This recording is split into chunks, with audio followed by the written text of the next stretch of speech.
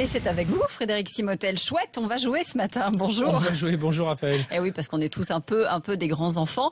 Alors, le salon Paris Games Week ouvre ses portes au grand public. C'est ce matin. Il va y avoir du monde, beaucoup de monde et beaucoup de nouveautés aussi dans les jeux vidéo et surtout une technologie très attendue, la réalité virtuelle, Frédéric. Oui, hier, je vous montrais ce casque impressionnant dans le domaine de la santé, mais c'est vrai que le principal usage de ce casque, ça va être dans les jeux vidéo. Et donc hier, parce qu'il y avait des annonces presse hier, toujours en amont de ces salons, Sony a présenté son projet, le casque. Alors, si vous regardez sur RMC Découverte, vous allez voir les images, elles sont impressionnantes. C'est le casque qui s'appelle PlayStation VR, pour Virtual Reality. Et on est vraiment dedans. Donc, on est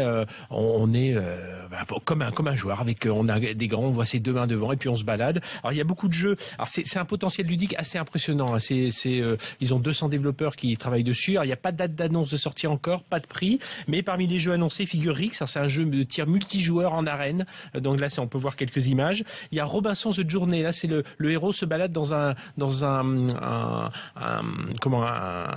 panorama, un voyage au milieu de plein de dinosaures. Voilà, il y a tout un tas d'aventures qui lui arrivent. Oui, voilà, forcément. Oui. Et le PlayStation VR, ça sert aussi pour tous les jeux de PlayStation. Alors, il y a les jeux d'horreur, il y a les jeux de combat. Et puis Cocorico, il y a quand même des Français qui sont à l'honneur. Oui, il y a 3 Français. Bon, on va donner un nom. Christophe Balestra, Michel Ancel. Oui, on est plutôt bon. Et David Cage qui sont à la base de quelques grands jeux vedettes sur la PlayStation.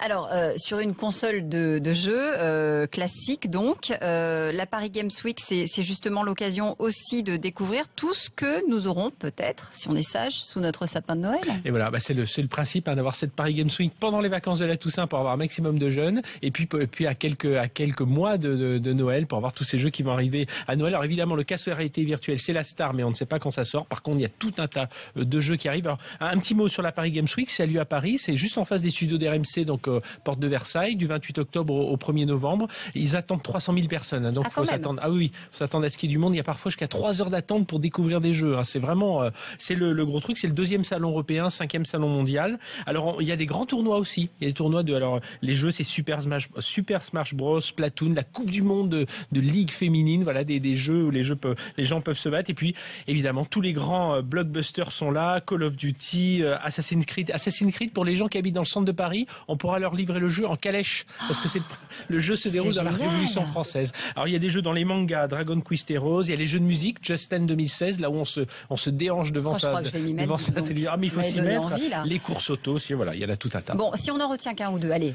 Si on en retient 2 qui sortent là, il y a Halo 5 Guardians, qui est le jeu de Microsoft sur Xbox. Alors on est dans un univers fantastique, un univers futuriste. Ça fait penser d'ailleurs à Star Wars. L'épisode 4 m'a un peu déçu, et donc il y a beaucoup d'attentes sur cet épisode 5 qui sort là. Là vraiment, il est sorti hier ou aujourd'hui. Donc là, c'est la grosse attente. Et puis l'autre jeu, Star Wars Battlefront. Et oui, ça va coïncider avec tout le battage médiatique qu'il va y avoir autour de la sortie du film au cinéma qui lui sort, l'épisode 7 sort le mi-décembre. Et bien là, Battlefront, alors ça y est, on prend part à la mythique bataille de Hoth, on est dans les bipèdes impériaux, enfin on est vraiment en plein dans Star Wars.